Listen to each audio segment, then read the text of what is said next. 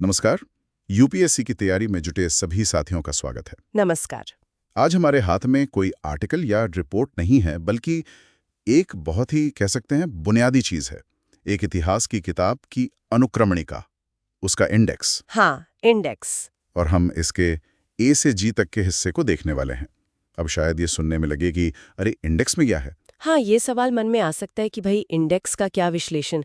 लेकिन सच मानिए, ये इंडेक्स जो है ना, ये किसी खजाने के नक्शे से कम नहीं होता। अच्छा, कैसे? देखिए, ये सिर्फ ये नहीं बताता कि किताब में क्या क्या टॉपिक हैं। ये इशारा करता है कि लेखक की नज़र में कौन से विषय, कौन से लोग, कौन सी जगहें ज़्यादा महत्वपूर्ण हैं। हाँ, ये बात तो है। पेज नंबर ज्यादा हो तो मतलब वो टॉपिक जरूरी है। बिल्कुल। और सिर्फ वही नहीं, उनके बीच क्या कनेक्शन हो सकता है, क्या संभावित संबंध है, इसका भी अंदाजा लगता है। आज की चर्चा का मकसद यही है कि किसी भी स्रोत को, चाहे वो कितना भी साधारण लगे, उसे गहराई से कैसे समझें, खासकर यूपीएससी के नजरिए से। सही कहा। तो मतलब हम इस इंडेक्स की एक एक एंट्री को देखेंगे, उसके पीछे छिपे मतलब को समझने की कोशिश करेंगे। ये नाम, ये जगहें, ये कॉन्सेप्ट्स, इनका ऐतिहासिक संदर्भ क्या है, ये क्यों इंपॉर्टेंट है। और इस पूरी प्रक्रिया से न सिर्फ जानकारी बढ़ेगी, बल्कि एनालिटिकल और क्रिटिकल थिंकिंग स्किल्स भी तेज होंगी, जो यूपीएससी के लिए बहुत जरूरी है। बिल्कुल। तो तैयार हो जाइए। हम इस इंडेक्स के ए से लेकर जी तक के अक्षरों में छिपे इतिहास को परत दर परत खोलने जा रहे हैं। चलिए शुरू करते हैं। जी। तो अक्षर ए से शुरू करते हैं। सबसे पहली एंट्री है अब्बासिद्स, अब्बासिद खलीफा। पेज नंबर दिए हैं 5, 6, 11, 118, 187 और खासतौर पर लिखा है डिक्लाइन यानी पतन, पेज 118, 187 पर। तो इसका क्या मतलब समझे? ये इंटरेस्टिंग है। देखिए, इंडेक्स शुरू में ही अब्बासिद खलीफा के पतन पर जोर दे रहा है, डिक्लाइन पर। हाँ, इससे अंदाजा लगता है कि ये किताब संभवतः मध्यकालीन भारत पर अब्बासिद प्रभाव के बाद के समय पर, या उनके कमजोर होने के जो परिणाम हुए, उन पर ज्यादा ध्यान केंद्रित करती होगी। अच्छा। हमें सोचना होगा कि भारतीय इतिहास के संदर्भ में, खासकर दिल्ली सल्तनत की शुरुआत में, अब्बासिदों का उल्लेख क्यों महत्वपूर्ण है। क्या ये सिर्फ एक फॉर्मेलिटी थी? मतलब वो जो खलीफा से मान्यता लेने की परंपरा थी, इन्वेस्टिचर। हल्लत भेजना। बिल्कुल। वो खिलत और मंसूर हासिल करना, दिल्ली के सुल्तानों के लिए ये अपनी सत्ता को लेजिटिमाइज करने का, मतलब वैधता दिलाने का एक तरीका था, कम से कम सैद्धांतिक रूप से। हाँ, खासकर शुरुआती सुल्तानों के लिए, जैसे इल्तुतमिश। जी, इल्तुतमिश ने बाकायदा बगदाद के अब्बासिद खलीफा से मान्यता प्राप्त की थी। तो सवाल ये उठता है कि जब 1258 में मंगोलों ने बगदाद को तबाह कर दिया और अब्बासिद खलीफा की हत्या कर दी, हलाकू खान ने। हाँ, हलाकू ने, तो उसके बाद दिल्ली के सुल्तानों के लिए इस मान्यता का क्या मतलब रह गया? क्या उन्होंने इसे जारी रखा? मिस्र में एक नाम मात्र के अब्बासिद खलीफा थे, क्या उनसे मान्यता ली, या फिर उन्होंने खुद को पूरी तरह स्वतंत्र घोषित कर दिया? ये सोचने वाली बात है। और इंडेक्स में डिक्लाइन का जिक्र शायद इसी तरफ इशारा कर रहा है कि किताब इन सवालों पर बात करेगी। संभवतः। या फिर ये भी हो सकता है कि अब्बासिदों के कमजोर होने से जो मध्य एशिया और पश्चिम एशिया में उथल पुथल मची, उसका भारत पर क्या असर पड़ा, व्यापार पर, ज्ञान विज्ञान के आदान प्रदान पर। बगदाद एक बहुत बड़ा केंद्र था। हाँ बिल्कुल। तो ये एंट्री हमें सल्तनत काल की राजनीति, उसकी वैधता के स्रोत और बाहरी दुनिया से उसके रिश्तों के बारे में सोचने पर मजबूर करती है। सिर्फ एक नाम और डिक्लाइन शब्द से इतने सारे सवाल। यही तो इंडेक्स की खूबी है, ये आपको सोचने के लिए प्रॉम्प्ट्स देता है। चलिए आगे देखते हैं। अच्छा, अगला नाम है अब्दुल अजीज, फिर अब्दुल्ला खान उज़्बेक, खलाकू का पोता, और फिर आता है एक बड़ा नाम अब्दुल रहीम खान खानान। अरे वाह, पेज नंबर देखिए, 228, 263, 66, 67, 322। ये तो मुगल काल के दिग्गज लगते हैं। हाँ बिल्कुल, अब्दुल रहीम खान खाना, अब्दुल रहीम खान खाना, ये नाम दोहराना जरूरी है। ये सिर्फ बैरम खां के बेटे और अकबर के संरक्षक के रूप में ही महत्वपूर्ण नहीं है। अच्छा। जी नहीं, वो खुद एक महान सेनापति थी। गुजरात और दक्कन के अभियानों में उनकी बड़ी भूमिका रही। वो एक कुशल प्रशासक थे और सबसे बढ़कर वो एक महान विद्वान, कवि और कला संरक्षक थे। हाँ, रहीम के दोहे तो हम सब ने पढ़े हैं। वही, उनकी रहीम सतसई और दूसरी रचनाएं हिंदी और फारसी साहित्य के अनमोल धरोहर हैं। इंडेक्स में इतने सारे पेज नंबर इशारा करते हैं कि किताब में उनके इन सभी पहलुओं पर, उनके सैन्य कारनामे, उनकी प्रशासनिक भूमिका, साहित्य और कला में उनका योगदान, अकबर के दरबार में उनकी स्थिति, इन सब पर जरूर विस्तार से चर्चा होगी। मतलब एक मल्टी फैसेटेड पर्सनैलिटी थे वो। बिल्कुल। और वो अकबर की सुलह कुल यानी सर्वधर्म संभाव की नीति के भी एक तरह से प्रतीक थे। उनकी माँ मेवाती थीं, उनकी शिक्षा दीक्षा बहुत ही समावेशी माहौल में हुई थी, तो उनका व्यक्तित्व मुगल काल की उस मिली-जुली संस्कृति को दर्शाता है। तो इंडेक्स ये बता रहा है कि किताब सिर्फ लड़ाइयों और तारीखों पर नहीं, बल्कि व्यक्तित्व और संस्कृति पर भी गहराई से बात करेगी। हाँ, और खाने खाना जैसे व्यक्तित्व यूपीएससी के लिए इसलिए भी महत्वपूर्ण है क्योंकि वो प्रशासन, संस्कृति, नीति निर्माण सब पहलुओं को जोड़ते हैं। उन पर सवाल बनने की संभावना रहती है। इंटरेस्टिंग। चलिए अब एक और बहुत बड़ा नाम, अबुल फजल। अकबर के नौरत्नों में एक और सितारा। पेज 179, 204, 231, 242, 253, 256, 57, 285, लिस्ट लंबी है। इनके बिना तो अकबर का जिक्र ही अधूरा है। अबुल फजल और उनकी दो महान कृतियां अकबरनामा और आइन-ए-अकबरी, ये मुगल इतिहास लेखन की रीढ़ हैं। पीरियड। हाँ, मतलब मुगल काल पढ़ना है तो इनको तो पढ़ना ही पड़ेगा। जाहिर है, इंडेक्स में इतने सारे रेफरेंसेस ये बताते हैं कि किताब ना केवल उनके लेखन और उसके ऐतिहासिक महत्व पर बात करेगी, बल्कि अकबर के साथ उनके जो करीबी रिश्ते थे, उनकी जो बौद्धिक क्षमता थी, उनकी प्रशासनिक समझ, जैसे वो दहसाला प्रणाली के विकास में भी उनकी भूमिका थी शायद। हाँ, राजा टोडरमल के साथ मिलकर भू राजस्व व्यवस्था को सुधारने में उनका अहम योगदान माना जाता है। फिर अकबर के धार्मिक विचारों, खासकर दीन-ए-इलाही या तौहीद-ए-इलाही को शेप देने में उनकी भूमिका, इस पर भी किताब जरूर बात करेगी। और उनकी मौत, वो भी तो काफी नाटकीय थी। हाँ, राजकुमार सलीम जो बाद में जहांगीर बने, उनके इशारे पर वीर सिंह बुंदेला द्वारा उनकी हत्या करवा दी गई थी। ये एक दुखद अंत था। तो इंडेक्स इशारा कर रहा है कि किताब उनके पूरे जीवन, उनके काम, उनके प्रभाव और उनके राजनीतिक जीवन के उतार चढ़ाव सब पर रोशनी डालेगी। लेकिन एक सवाल यहाँ भी उठता है, जैसे आपने कहा वो दरबारी इतिहासकार थे, अकबर के बेहद करीबी। जी। तो क्या उनके लेखन को पूरी तरह ऑब्जेक्टिव माना जा सकता है? क्या उसमें अकबर का महिमा मंडन ज्यादा नहीं होगा? ये बहुत जायज सवाल है। क्रिटिकल थिंकिंग यहीं काम आती है। हमें अबुल फजल को पढ़ते हुए ये ध्यान रखना होगा कि उनका पर्सपेक्टिव क्या है। उनके समकालीन दूसरे इतिहासकार जैसे बदायूनी, जो अकबर के आलोचक थे, उनकी बातों से तुलना करनी होगी, तब जाकर एक संतुलित समझ बनेगी। बिल्कुल। तो इंडेक्स हमें सिर्फ तथ्य नहीं दे रहा, बल्कि सवाल पूछने के लिए भी उकसा रहा है। एग्जैक्टली। चलिए अब कुछ अलग देखते हैं। Abyssinian chiefs, page 130, 355। ये तो अफ्रीका से कनेक्शन की बात हो रही है, मध्यकालीन भारत में। ये थोड़ा सरप्राइजिंग है। हाँ, पहली नजर में लग सकता है, लेकिन ये सीधे तौर पर इशारा कर रहा है दक्कनी सल्तनतों की तरफ, खासकर अहमदनगर, बीजापुर, गोलकुंडा। अच्छा, दक्कन में। जी हाँ, वना हबशी या सिद्धि समुदाय के लोगों की बहुत महत्वपूर्ण भूमिका रही है। ये लोग मूल रूप से पूर्वी अफ्रीका, जिसे तब एबिसिनिया, आधुनिक इथियोपिया और आसपास का क्षेत्र भी कहा जाता था, वहां से आए थे। कैसे आए थे ये लोग?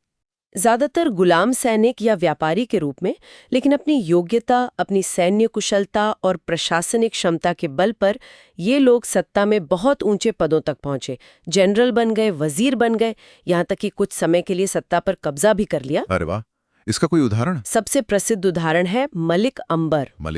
अहमदनगर सल्तनत के फैक्टो शासक बन गए थे वो। उन्होंने मुगलों को दक्कन में नाको चने चबा दिए थे अपनी गुरिल्ला युद्ध नीति और बेहतरीन भू राजस्व प्रशासन से। ओह, हाँ, मलिक अंबर का नाम तो सुना है। तो ये अबिसिनियन चीफ्स उन्हीं की तरफ इशारा है। बिल्कुल। ये दिखाता है कि मध्यकालीन भारत, खासकर दक्कन, कितना डाइवर्स और डायनामिक, मतलब कितना विविध और गतिशील समाज था, जिसे हम कॉस्मोपॉलिटन कह सकते हैं, जहां प्रतिभा को अवसर मिल सकता था, चाहे उसकी पृष्ठभूमि कुछ भी हो। ये बात भारतीय समाज की जटिलता को समझने के लिए जरूरी है। कमाल है, मतलब अफ्रीका से आए लोग भारत की राजनीति में इतना अहम रोल निभा रहे थे। ये तो वाकई में जानने लायक बात है। जी, और ये सिर्फ दक्कन तक सीमित नहीं था। बंगाल सल्तनत में भी हबशियों ने कुछ समय के लिए शासन किया था। तो ये इंडेक्स एंट्री हमें भारत के अफ्रीकी डायस्पोरा के इतिहास की तरफ ले जाती है। फैंटास्टिक। चलिए आगे बढ़ते हैं। अब आते हैं आदिल शाह पर। अली 1580, इब्राहिम सेकंड 1580 to 1627, मोहम्मद, ये बीजापुर के सुल्तान थे, है ना? हाँ, आदिल शाही वंश, बीजापुर सल्तनत, दक्कन की एक और महत्वपूर्ण शक्ति। इंडेक्स में इनके प्रशासन और सैन्य व्यवस्था का जिक्र है पेज 273 पर। शिवाजी के साथ संधि, अलायंस विद शिवाजी, पेज 355 का भी जिक्र है। और खास तौर पर इब्राहिम द्वितीय की किताब-ए-नौरस पेज 273 का उल्लेख है। देखिए कितनी सारी बातें पता चल रही हैं। आदिल शाही वंश ने बीजापुर को दक्कन की एक प्रमुख राजनीतिक और सांस्कृतिक शक्ति बनाया। इंडेक्स में प्रशासन और सैन्य व्यवस्था का उल्लेख बताता है कि किताब सिर्फ राजाओं की लड़ाइयों तक सीमित नहीं रहेगी, बल्कि सल्तनत के आंतरिक कामकाज वो कैसे चलती थी इस पर भी गहराई से नजर डालेगी। और शिवाजी के साथ संधि, ये तो मराठा इतिहास से जुड़ गया। बिल्कुल, दक्कन की राजनीति बहुत जटिल थी। बीजापुर, गोलकोंडा, अहमदनगर, मुगल, मराठा, इन सब के बीच लगातार समीकरण बदलते रहते थे, कभी दोस्ती कभी दुश्मनी। शिवाजी के साथ आदिल शाहियों के रिश्ते भी ऐसे ही थे, कभी संधि कभी संघर्ष। अफजल खां का प्रकरण याद है ना? हाँ बिल्कुल, वो बीजापुर के ही सेनापति थे। तो ये एंट्री मराठा इतिहास और दक्कन की राजनीति को समझने के लिए सेंट्रल है। और फिर इब्राहिम आदिल शाह टू, इन्हें अबला बाबा यानी गरीबों का दोस्त भी कहा जाता था, और उनकी किताब-ए-नौरस। हाँ, उसका जिक्र है इंडेक्स में। ये क्या थी? ये दक्कनी उर्दू में लिखी कविताओं और गीतों का संग्रह है, जो ज्यादातर हिंदू देवी देवताओं, खासकर सरस्वती और गणेश की स्तुति में है, और ये हिंदुस्तानी संगीत के रागों पर आधारित है। अरे, एक मुस्लिम सुल्तान हिंदू देवी देवताओं पर किताब लिख रहे हैं। यही तो खास बात है। ये उनकी धर्मनिरपेक्ष सोच, उनकी कलात्मक रुचि और उस दौर की मिली-जुली संस्कृति का अद्भुत उदाहरण है।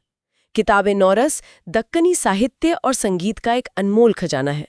तो ये इंडेक्स एंट्री हमें बीजापुर के राजनीतिक इतिहास के साथ साथ उसकी सांस्कृतिक समृद्धि की ओर भी ले जाती है। वास्तुकला का भी जिक्र होना चाहिए फिर तो, गोल गुंबज वगैरह। हाँ, हालांकि इस इंडेक्स स्निपेट में सीधे तौर पर गोल गुंबज नहीं लिखा, पर आदिल शाही वास्तुकला बहुत शानदार थी। उम्मीद है किताब में उसका भी जिक्र होगा। गोल गुंबज का विस्परिंग गैलरी तो मशहूर है ही। सही। तो आदिल शाही सल्तनत मतलब राजनीति, युद्ध, संस्कृति, कला, संगीत, सब कुछ। जी हाँ, एक पूरा पैकेज। चलिए अगला टॉपिक देखते हैं, एडमिनिस्ट्रेशन। ये तो यूपीएससी का फेवरेट टॉपिक है। हाँ। शासन प्रशासन। देखिए इंडेक्स में अलग अलग कालखंडों का जिक्र है। 800 से 1000 एडी, ये शायद पूर्व मध्यकाल हुआ। हाँ, राजपूत काल कह सकते हैं मोटे तौर पर। फिर अकबर के शासनकाल में, अंडर अकबर्स रेन, पेज 233 से 24। और चोल साम्राज्य में, इन चोला एम्पायर, पेज 203 से 36। मतलब किताब अलग अलग दौर के प्रशासन की तुलना कर रही है। बिल्कुल, एंड दैट्स फैसिनेटिंग। ये तुलनात्मक दृष्टिकोण बहुत महत्वपूर्ण है। देखिए, चोलों का स्थानीय स्वशासन, उनका लोकल सेल्फ गवर्नमेंट तो विश्व प्रसिद्ध है।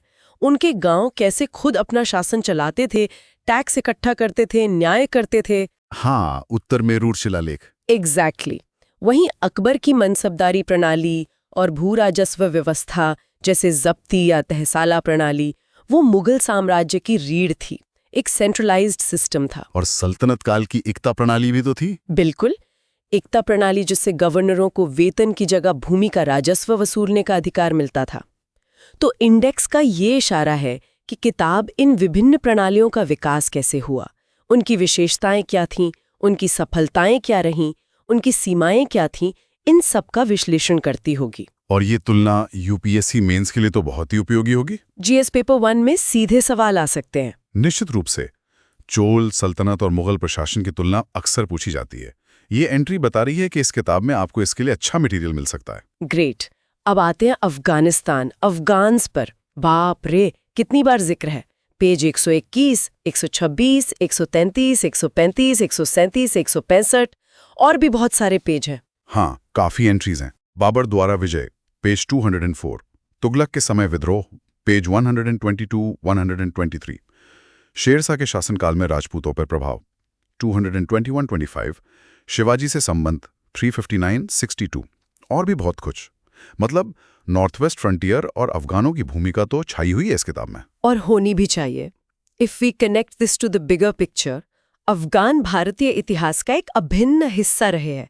उन्हें सिर्फ बाहरी आक्रमणकारी समझना भूलोगे। अच्छा, कैसे? देखिए, हाँ, वो बाहरी आक्रमणकारी के रूप में भी आए, जैसे गजनवी या घोरी के साथ, लेकिन फिर वो यहीं बस गए। उन्होंने राजवंश स्थापित किए, जैसे दिल्ली सल्तनत में लोधी वंश या फिर सूरवंश। हाँ, शेरशाह सूरी। बिल्कुल, शेरशाह सूरी। शेरशाह सूरी एक अफगान शासक जिसने मुगलों को भी चुनौती दी और एक बेहतरीन प्रशासनिक व्यवस्था कायम की। उनका जिक्र इंडेक्स में अलग से भी होगा जरूर। हाँ, होगा। और फिर मुगल काल में भी अफगान उनकी सेना और प्रशासन का महत्वपूर्ण हिस्सा बने रहे। हालांकि उनके रिश्ते हमेशा जटिल रहे, कभी सहयोगी, कभी विद्रोही। तो मतलब अफगानों का इतिहास भारत के इतिहास से गहराई से जुड़ा हुआ है। बहुत गहराई से। उनका उदय, उनके कबायली संरचना, दिल्ली सल्तनत और मुगल साम्राज्य के साथ उनके बदलते रिश्ते और शेरशाह सूरी जैसे शासकों का उदय, ये सब भारतीय इतिहास की दिशा तय करने वाले महत्वपूर्ण कारक रहे हैं। इंडेक्स साफ इशारा कर रहा है कि किताब इन सभी पहलुओं पर गजनवी काल से लेकर मुगल काल तक विस्तार से चर्चा करती है। और उत्तर पश्चिम सीमांत का जो सामरिक महत्व है वो भी शायद इसमें कवर होगा। निश्चित रूप से। अफगानिस्तान की भौगोलिक स्थिति ही ऐसी है कि वो हमेशा से भारत के लिए महत्वपूर्ण रहा है, सुरक्षा की दृष्टि से भी और व्यापार के रास्ते के तौर पर भी। सही बात है। चलिए अब एक शहर की बात करते हैं, आगरा। आगरा, पेज 213, 215, 216, 221, 282, बहुत सारे रेफरेंसेस हैं। आगरा राजधानी बताया गया है लोदियों की। Capital of Lodis 178। बाबर का नियंत्रण, बाबर्स कंट्रोल 206, 208। अकबर का साम्राज्य, अकबर्स एम्पायर 242। वास्तुकला, आर्किटेक्चर 318, 319। व्यापार, ट्रेड 308, 314। और यहाँ तक के 800-1200 एडी की कृषि अर्थव्यवस्था, एग्रेरियन इकोनॉमी 800-1200 एडी, 40, 41, 45, 46 से भी जोड़ा गया है। So much information. आगरा सिर्फ एक शहर नहीं, एक पूरा युग लगता है। सही कहा। आगरा का महत्व सिर्फ ताजमहल तक सीमित नहीं, हालांकि ताजमहल उसकी पहचान बन गया है। हाँ, वो तो है। लोधी काल से ही ये शहर महत्वपूर्ण होने लगा था।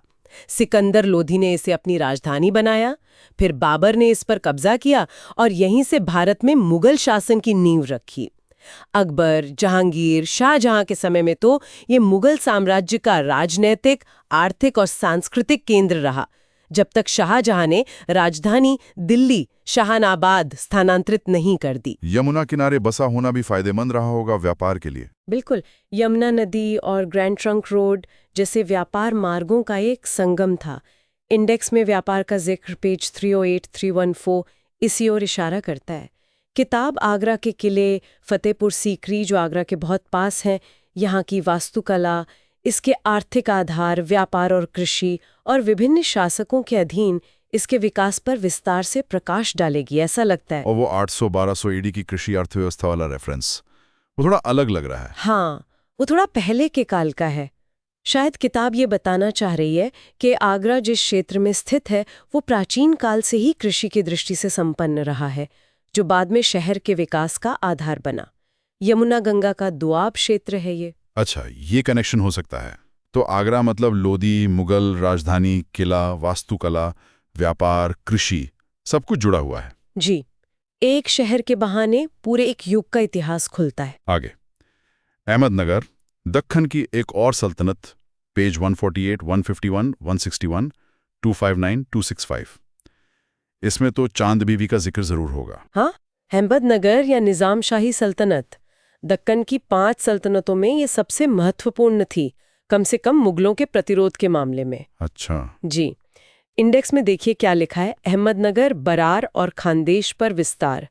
Conquest of Berar, Ahmednagar and Khandesh 263 to 65। मुगलों द्वारा विस्तार, early expansion of the empire 1560 to 76, 229 to 31।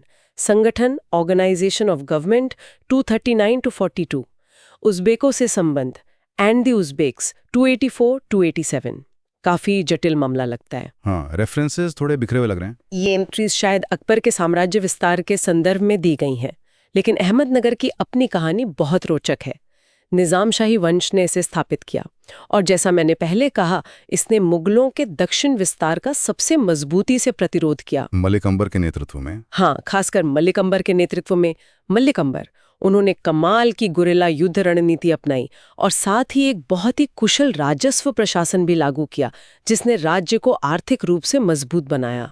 और चांद बीबी? चांद बीबी भी अहमदनगर की ही थी, हालांकि वो बीजापुर की रानी भी रहीं।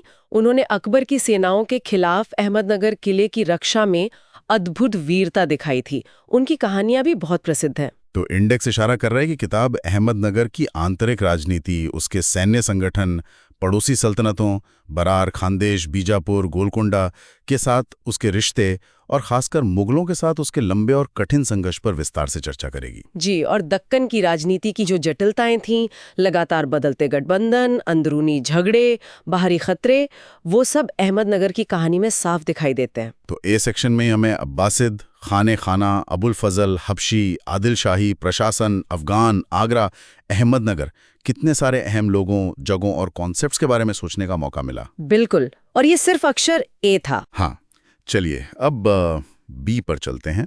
बहमनी सल्तनत, पेज 113, 138 और आगे 166। स्थापना 1347, विस्तार विघटन 1527 के आसपास।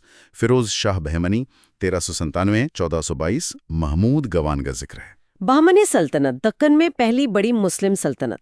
दिल्ली सल्तनत के खिलाफ विद्रोह करके हसन गंगू अलाउद्दीन बहमन शाह ने इसे स्थापित किया था। हाँ, मोहम्मद बिन तुगलक के समय में। जी, और इसका सबसे बड़ा संघर्ष चला पड़ोस के विजयनगर साम्राज्य से।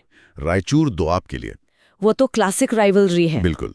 इंडेक्स में फिरोज शाह बहमनी का नाम है, जो एक विद्वान शासक माने जाते हैं, और सबसे महत्वपूर्ण नाम है महमूद गवान का। हाँ, महमूद गवान, ये कौन थे? वो प्रधानमंत्री या वजीर थे, एक बहुत ही योग्य प्रशासक और सेनापति। उन्होंने बहमनी सल्तनत को उसकी चरम ऊंचाई पर पहुंचाया, लेकिन दरबारी षड्यंत्रों का शिकार हो गए और उन्हें फांसी दे दी गई। ओह, और उनके बाद इस सल्तनत का विघटन शुरू हो गया। हाँ, महमूद गवान की मौत बहमनी सल्तनत के लिए घातक साबित हुई। उसके बाद सल्तनत कमजोर होती गई और आखिरकार 5 छोटी सल्तनतों में टूट गई।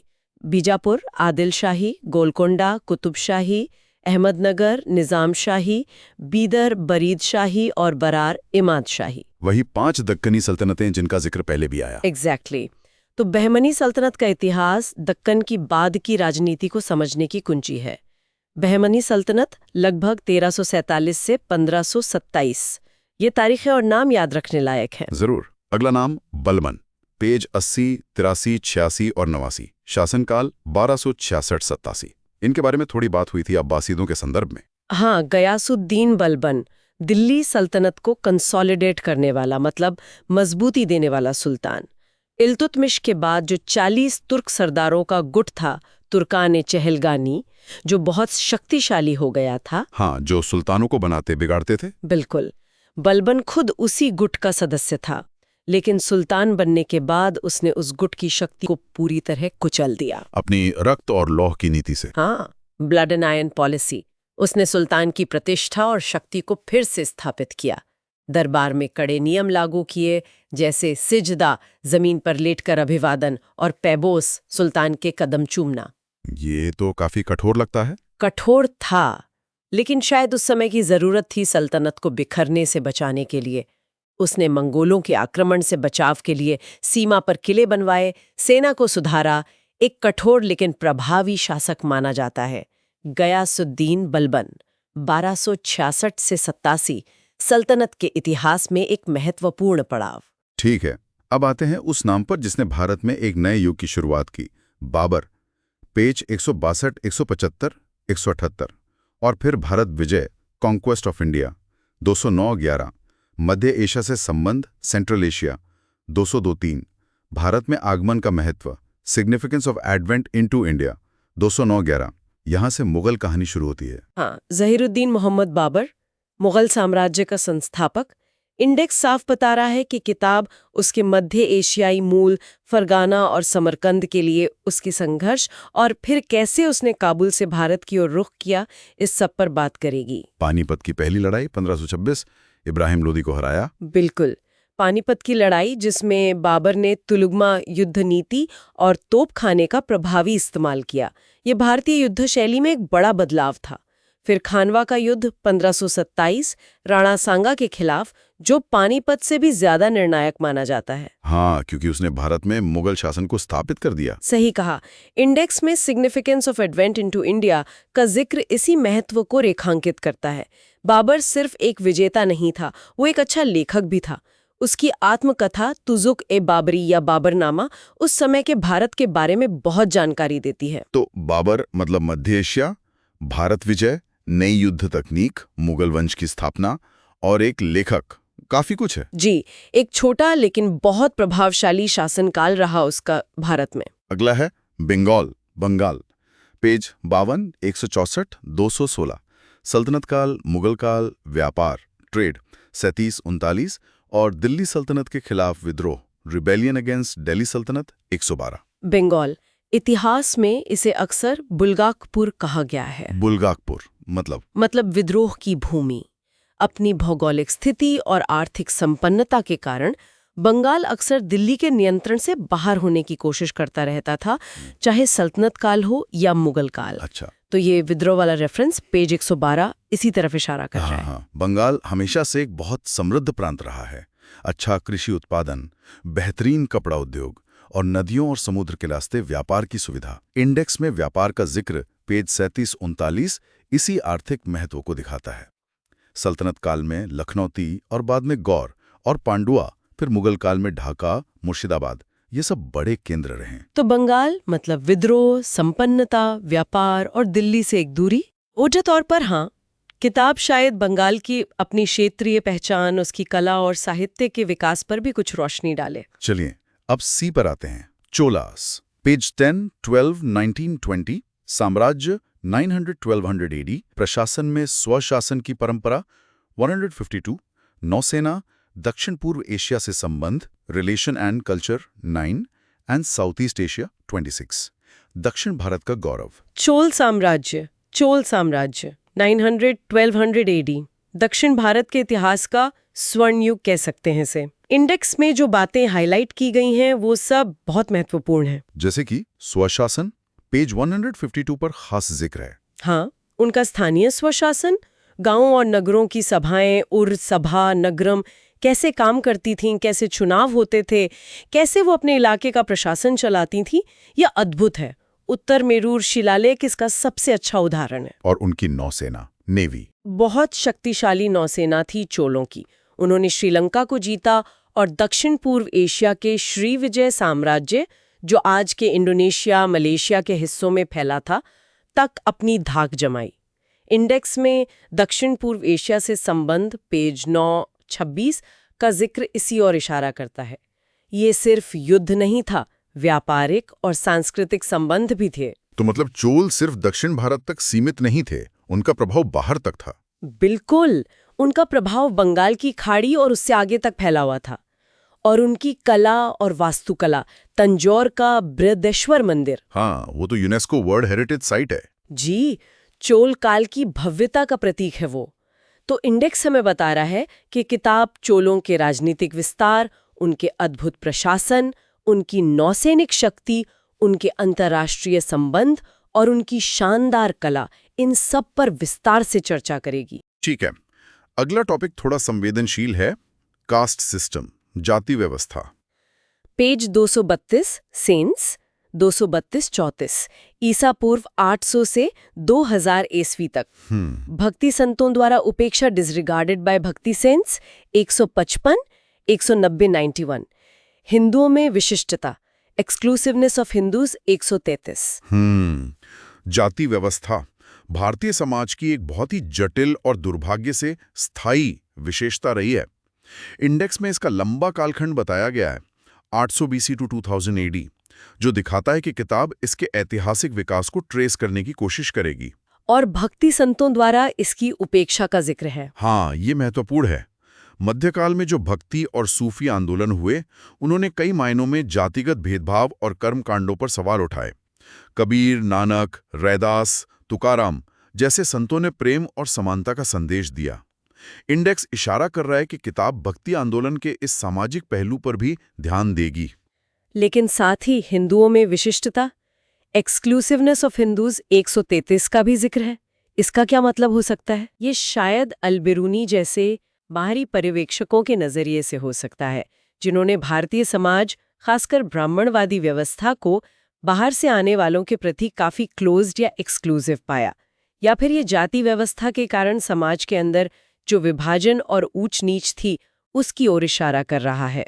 ये एक संवेदनशील विषय है और देखना होगा कि किताब इसे कैसे हैंडल करती है। हाँ, ये जरूरी है कि ऐसे विषयों पर बैलेंस्ड और ऑब्जेक्टिव नजरिया रखा जाए। बिल्कुल, यूपीएससी एस्पिरेंट से भी यही उम्मीद की जाती है कि वो सामाजिक मुद्दों पर एक परिपक्व और संवेदनशील समझ रखें। चलिए अब डी पर आते हैं।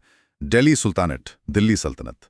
पेज 76 से शुरू होकर काफी विस्तार से है। कॉल 1200 से 1400, तुर्की विजय, टर्किश कॉन्क्वेस्ट 76-95, विस्तार और विघटन, expansion 95-97, decline and disintegration 95, 112 to 17, 118, सुधार और प्रयोग, रिफॉर्म्स एंड एक्सपेरिमेंट्स 95-97, प्रशासन, द सल्तन 118-19, भारत में तुर्क शासन की नींव। दिल्ली सल्तनत मोटे तौर पर 1200-1400, हालांकि लोधी वंश 1526 तक चला। भारतीय इतिहास का एक बहुत ही महत्वपूर्ण चरण। इंडेक्स खुद ही इसके कई आयाम बता रहा है। शुरुआत कैसे हुई, तुर्की विजय, इसका फैलाव कैसे हुआ, फिर कमजोर कैसे पड़ी और टूटी। और सुधार और प्रयोग, इसका क्या मतलब है? इसका मतलब है कि किताब सिर्फ राजनीतिक इतिहास तक सीमित नहीं रहेगी। वो सल्तनत काल में हुए प्रशासनिक और आर्थिक प्रयोगों पर भी बात करेगी, जैसे अलाउद्दीन खिलजी के बाजार नियंत्रण और मूल्य नियंत्रण के उपाय, या मोहम्मद बिन तुगलक की विवादास्पद योजनाएं, राजधानी परिवर्तन, सांकेतिक मुद्रा वगैरह। हाँ, वो तो काफी मशहूर हैं। जी, ये प्रयोग सफल हुए या असफल, ये अलग बात है, लेकिन ये दिखाते हैं कि उस समय के शासक राज्य को चलाने के लिए नए नए तरीके आजमा रहे थे। इंडेक्स में द सुल्तान पेज 118-19 का जिक्र बताता है कि सुल्तान की स्थिति, उसकी शक्तियां, उसकी सीमाएं, इस पर भी किताब में चर्चा होगी। और सल्तनत काल में ही इंडो इस्लामिक संस्कृति का विकास भी शुरू हुआ। बिल्कुल, वास्तुकला में नई शैलियां आईं, कुव्वतुल इस्लाम, मस्जिद, कुतुब मीनार। संगीत में नए रूप विकसित हुए, कव्वाली। भाषा और साहित्य में भी आदान प्रदान हुआ। अमीर खुसरो जैसे विद्वान इसी दौर की देन है। उम्मीद है किताब इन सांस्कृतिक पहलुओं को भी छुएगी। तो दिल्ली सल्तनत मतलब 5 वंश, गुलाम खिलजी, तुगलक, सैयद, लोदी, राजनीतिक उथल-पुथल, प्रशासनिक प्रयोग और नई संस्कृति का उदय। हाँ, संक्षेप में यही कह सकते हैं। अगला है दक्कन, पेज 12, 16, 142। भूगोल, सल्तनतें, बाहमनी, आदिल शाही, निजाम शाही, मुगल आक्रमण, invasion by Akbar 1560s, 251, Maratha उदय। दक्कन यानी दक्षिण का पठारी क्षेत्र, उत्तर और दक्षिण भारत के बीच का ब्रिज। इसकी अपनी एक विशिष्ट भौगोलिक और सांस्कृतिक पहचान रही है और इतिहास में हमेशा संघर्ष का केंद्र भी रहा है। बिल्कुल, इंडेक्स में साफ दिख रहा है, पहले बहमनी और विजयनगर का संघर्ष, फिर बहमनी के टूटने के बाद बनी सल्तनतों, अहमदनगर, बीजापुर, गोलकुंडा आदि का आपस में, और विजयनगर से संघर्ष, फिर मुगलों का दक्कन में प्रवेश और इन सल्तनतों से उनका लंबा संघर्ष। अकबर के समय से शुरू हुआ, पेज 251 पर जिक्र है। हाँ, अकबर ने शुरुआत की, लेकिन दक्कन को पूरी तरह जीतने में मुगलों को औरंगजेब के समय तक इंतजार करना पड़ा, और इसी संघर्ष की पृष्ठभूमि में मराठों का उदय हुआ। तो दक्कन मतलब एक तरह से भारतीय इतिहास का मेल्टिंग पॉट भी और बैटल ग्राउंड भी। हाँ, कह सकते हैं। यहाँ उत्तर और दक्षिण की संस्कृतियां मिली, विभिन्न शक्तियों के बीच लगातार टकराव हुआ, और इसी उथल-पुथल ने इस क्षेत्र के इतिहास को बहुत डायनामिक बनाया। किताब शायद दक्कन के भूगोल का उसकी राजनीति पर क्या असर पड़ा, इस पर भी बात करें। Interesting point. चलिए अब ई पर, यूरोप, यूरोपियंस, यूरोपीय, पेज 15154-55। आगमन, व्यापार संबंध, इंडिया ट्रेड रिलेशंस 380-182। यहां से आधुनिक भारत की कहानी जुड़ती है। हाँ बिल्कुल, यूरोपीय शक्तियों का भारत में आगमन। इंडेक्स में पेज 12 का रेफरेंस शायद किताब की भूमिका या शुरुआत की ओर इशारा करता है, जहां लेखक ने शायद यूरोपीय नजरिए या उनके आने के बैकग्राउंड पर बात की हो। और पेज 154-55 ये शायद पुर्तगालियों के आगमन के आसपास का समय होगा। वास्को डी गामा 1498 में आया, फिर अल्बुकर्क ने गोवा पर कब्जा किया 1510। हाँ, गोवा का जिक्र जी सेक्शन में है। जी, तो ये एंट्रीज पुर्तगाली, फिर डच, अंग्रेज, फ्रांसीसी, इन यूरोपीय शक्तियों के भारत आने, उनके शुरुआती व्यापारिक मकासद और कैसे उन्होंने धीरे धीरे यहाँ अपनी बस्तियां बसाईं और राजनीतिक दखल देना शुरू किया, इस कहानी की शुरुआत करती हैं। व्यापार संबंधों, ट्रेड रिलेशंस का जिक्र पेज 381-382 पर है, जो किताब के काफी अंत में लगता है। हाँ, शायद किताब का आखिरी हिस्सा यूरोपीय व्यापार और उसके प्रभाव पर केंद्रित हो।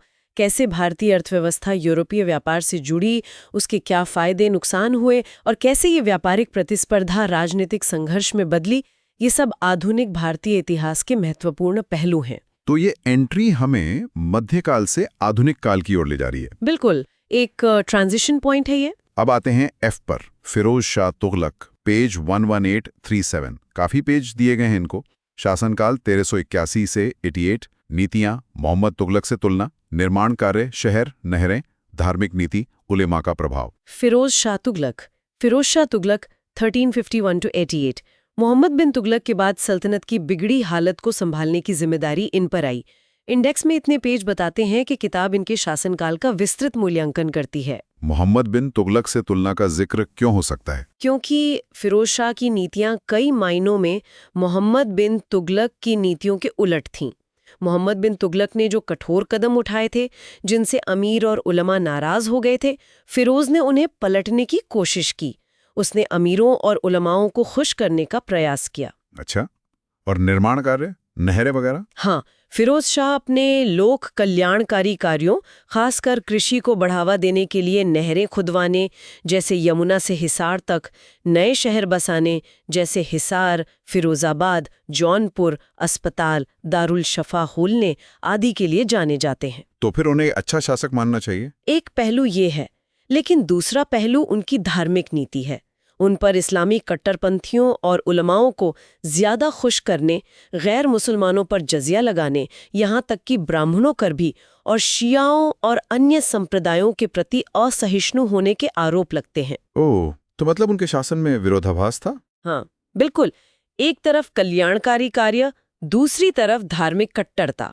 साथ ही उन्होंने इक्ता प्रणाली को वंशानुगत बना दिया और सेना में भी भ्रष्टाचार को बढ़ावा दिया, जिसने लंबे समय में सल्तनत को कमजोर किया। तो किताब शायद उनके शासनकाल के इन दोनों पहलुओं, सकारात्मक और नकारात्मक, का विश्लेषण करेगी। ये तो काफी न्यूआंस डिस्कशन होगी। उम्मीद तो यही है। एफ में एक और एंट्री है, फतेहपुर सीकरी, पेज नंबर 253-318। फतेहपुर सीकरी अकबर द्वारा बसाई गई अल्पकालिक राजधानी, आगरा के पास ही है। हाँ, गुजरात विजय के बाद शायद। हाँ, माना जाता है कि शेख सलीम चिश्ती के आशीर्वाद से बेटे सलीम जहांगीर के जन्म के बाद अकबर ने इसे बनवाया था। यहाँ की वास्तुकला बहुत शानदार है। बुलंद दरवाजा, पंचमहल, जोधाबाई का महल, दीवाने खास और खासकर इबादत खाना। इबादत खाना, वो जहाँ अकबर धार्मिक चर्चाएं करवाते थे। जी हाँ, जहाँ विभिन्न धर्मों के विद्वानों को बुलाकर उनसे बहस मुबाहिसा होता था। ये अकबर की धार्मिक जिज्ञासा और सुलह कुल की नीति का प्रतीक था। तो फतेहपुर सीकरी सिर्फ एक शहर नहीं, अकबर के विचारों और उसकी वास्तुकला का एक संगम है। सही। अब आखिरी अक्षर आज के लिए जी। सबसे पहले गजनी, महमूद गजनवी, पेज 73, 76, 84, 85। आक्रमण, invasions by Mahmud of Ghazni 62। Somnath. Mahmud Ghaznavi Bharat पर तुर्क आक्रमणों की शुरुआत करने वालों में से एक। 11वीं सदी की शुरुआत में उसने भारत पर कई बार हमले किए। उनका मुख्य उद्देश्य क्या था? शासन करना या कुछ और? मुख्य उद्देश्य शासन करना नहीं, बल्कि यहाँ से धन दौलत लूटकर अपने साम्राज्य, जो गजनी अफगानिस्तान में केंद्रित था, उसे मजबूत करना था। इंडेक्स में इन्वेजन्स, आक्रमण शब्द का प्रयोग इसी ओर इशारा करता है। और सोमनाथ, उसका जिक्र तो बहुत आता है। हालांकि उसके पीछे आर्थिक और राजनीतिक कारण भी थे। देखना होगा किताब इस पर क्या नजरिया रखती है। तो महमूद गजनवी मतलब आक्रमण, लूट और सोमनाथ। हाँ, और भारत में तुर्क सत्ता की राह खोलने वाला भी कह सकते हैं। हालांकि उसने यहाँ स्थायी कब्जा नहीं किया। अगला नाम है घियासुद्दीन तुगलक, पेज 109। गयासुद्दीन तुगलक, ये तुगलक वंश का संस्थापक था। खिलजी वंश के पतन के बाद जो अव्यवस्था फैल गई थी, उसको इसने नियंत्रित किया और दिल्ली सल्तनत को फिर से संभाला। ज्यादा लंबा शासन नहीं रहा इनका, 1320-25, लेकिन महत्वपूर्ण शासक थे। अच्छा, तुगलक वंश के संस्थापक। जी। फिर है गोवा, पेज 142, 147, 149 और पुर्तगाली विजय, कैप्चर्ड बाय पोर्चुगीज, 1556, 57, 160, 314। गोवा, इसका जिक्र पहले यूरोपियों के संदर्भ में आया था। इंडेक्स बता रहा है कि किताब गोवा के इतिहास पर, खासकर बहमनी और बीजापुर सल्तनतों के अधीन इसकी स्थिति, और फिर कैसे 1510 में पुर्तगालियों ने इस पर कब्जा कर लिया, इस पर बात करेगी। और ये भारत में पहला स्थायी यूरोपीय उपनिवेश बना, है ना? बिल्कुल। गोवा पुर्तगाली एस्टाडो द इंडिया का केंद्र बन गया और लंबे समय तक पुर्तगाली शक्ति और व्यापार का एक महत्वपूर्ण अड्डा रहा। पेज 314 का रेफरेंस शायद पुर्तगाली व्यापार में गोवा की भूमिका की ओर इशारा कर रहा है। ठीक है। और जी से आखिरी एंट्री है गुजरात। पेज 114, 125, 147। सल्तनत काल, मुगल काल, अकबर्स इन्वेजन कंट्रोल, 231-33, 259, व्यापार, वास्तुकला। गुजरात, इसका जिक्र पहले भी आया था। हाँ, खाने खाना के अभियान और फतेहपुर सीकरी के संदर्भ में। जी, गुजरात प्राचीन काल से ही अपने बंदरगाहों जैसे भड़ोच, सूरत के कारण व्यापार का एक प्रमुख केंद्र रहा है। बहुत समृद्ध प्रांत था। इसीलिए दिल्ली के शासकों की नजर इस पर रहती थी। बिल्कुल। पहले दिल्ली सल्तनत के अधीन रहा, फिर स्वतंत्र गुजरात सल्तनत बनी, जिसकी अपनी एक विशिष्ट वास्तुकला शैली विकसित हुई, जैसे अहमदाबाद की जामी मस्जिद, सीदी सैयद की जाली। इंडेक्स में वास्तुकला का जिक्र शायद इसी ओर हो। फिर अकबर ने इसे 1572-73 में जीतकर मुगल साम्राज्य में मिला लिया, जिसका जिक्र पेज 231, 33, 259 पर है। तो गुजरात मतलब व्यापार, समृद्धि, क्षत्रिय सल्तनत, विशिष्ट वास्तुकला और फिर मुगल नियंत्रण। हाँ, और इसका सामरिक महत्व भी था। वाह! तो ए से जी तक हमने कितने सारे विषयों, लोगों और जगहों को खंगाल लिया, सिर्फ एक इंडेक्स के सहारे। जी हाँ, और हर एंट्री ने हमें इतिहास के अलग अलग पहलुओं, राजनीति, समाज, अर्थव्यवस्था, संस्कृति, धर्म और उनके आपसी जुड़ाव के बारे में सोचने पे मजबूर किया। So what does this all mean? इस पूरी चर्चा से, इस इंडेक्स के ए से जी तक के विश्लेषण से हमने क्या महत्वपूर्ण बातें सीखी? मेरे लिए तो सबसे बड़ा टेक अवे ये है कि इतिहास के किसी भी सोर्स को, यहाँ तक कि एक इंडेक्स को भी मल्टीपल पर्सपेक्टिव से देखना कितना जरूरी है। उसे सिर्फ एक लिस्ट की तरह नहीं देखना है। बिल्कुल सही। इस चर्चा की कुछ मुख्य बातें, की टेकअवेज अगर हम समेटें तो इस प्रकार है। पहला, अंतर संबंध, इंटरकनेक्टेडनेस। हमने देखा कि इतिहास के विभिन्न पहलू, राजनीति जैसे बलबन, दिल्ली सल्तनत, समाज, जाति व्यवस्था, हबशी, अर्थव्यवस्था, व्यापार, आगरा, गुजरात, बंगाल, संस्कृति, खाने खाना, अबुल फजल, किताबे नौरस, फतेहपुर सीकरी, धर्म, अब्बासिद, भक्ति संत, फिरोज तुगलक की नीति, ये सब आपस में कितने गहरे जुड़े हुए हैं। इंडेक्स की एंट्रीज इसी अंतर संबंध को दर्शाती हैं। यूपीएससी के लिए यह समझना बहुत जरूरी है कि कोई भी घटना या व्यक्ति अलग थलग नहीं होता। हाँ, ये होलिस्टिक अप्रोच जरूरी है। दूसरा, भौगोलिक विस्तार, ज्योग्राफिकल स्प्रेड। हमने देखा कि भारतीय इतिहास केवल उत्तर भारत या दिल्ली तक सीमित नहीं है। दक्कन, बहमनी, आदिलशाही, अहमदनगर, बंगाल, गुजरात, दक्षिण भारत, चोल, ये सब कितने महत्वपूर्ण थे और बाहरी दुनिया से भी संबंध थे, अब्बासिद, अफगान, यूरोपियन। इंडेक्स हमें इस व्यापक दृष्टिकोण को अपनाने के लिए प्रेरित करता है। हमें रीजनल हिस्ट्री को भी उतना ही महत्व देना होगा। सही बात। तीसरा पॉइंट क्या होगा? तीसरा, निरंतरता और परिवर्तन, कंटिन्यूटी एंड चेंज। इतिहास सिर्फ बदलाव की कहानी नहीं है, इसमें निरंतरता भी होती है। हमने देखा कि कैसे प्रशासनिक व्यवस्थाएं, एडमिनिस्ट्रेशन, चोल, सल्तनत, मुगल समय के साथ बदलीं, लेकिन कुछ मुद्दे जैसे जाति व्यवस्था, कास्ट सिस्टम या सीमांत चुनौतियां अफगान्स या व्यापार का महत्व गुजरात बंगाल लगातार बने रहे। इतिहास इन दोनों का अध्ययन है, क्या बदला और क्या वैसा ही रहा या धीरे धीरे बदला। अच्छा पॉइंट है। चौथा, प्राथमिकता निर्धारण। हालांकि हर एंट्री महत्वपूर्ण है, लेकिन इंडेक्स में किसी एंट्री के लिए दिए गए अधिक पेज नंबर, जैसे अकबर, हालांकि वो ए में नहीं था पर अबुल फजल और खाने खाना के रेफरेंसेस से अंदाजा लगता है, या दिल्ली सल्तनत या फिरोज शाह तुगलक, ये बताते हैं कि वे विषय संभवतः किताब में ज्यादा विस्तार से कवर किए गए हैं और शायद लेखक की नज़र में ज्यादा महत्वपूर्ण है। ये हमें अपने अध्ययन में प्राथमिकता तय करने में थोड़ी मदद कर सकता है। हाँ, ये एक प्रैक्टिकल टिप है। और पांचवा और शायद सबसे महत्वपूर्ण, आलोचनात्मक सोच, क्रिटिकल थिंकिंग। हमने बार बार ये सवाल उठाया कि इंडेक्स महज एक गाइड है, पूरी तस्वीर नहीं। ये हमें सवाल पूछने के लिए उकसाता है, लेखक ने इन्हीं विषयों को क्यों चुना? किसी खास पहलू पर, जैसे अब्बासिदों का पतन, इतना जोर क्यों दिया? उसका अपना दृष्टिकोण क्या हो सकता है, जैसे अबुल फजल के मामले में? This raises an important question. हमें हमेशा स्रोत का, चाहे वो किताब हो या सिर्फ उसका इंडेक्स, आलोचनात्मक मूल्यांकन करना चाहिए, ब्लाइंडली एक्सेप्ट नहीं करना है। बिल्कुल, सोर्स को क्वेश्चन करना सीखना होगा। जी। तो दोस्तों, ये थी हमारी आज की गहरी पड़ताल, जो शुरू हुई एक साधारण से दिखने वाले इंडेक्स से।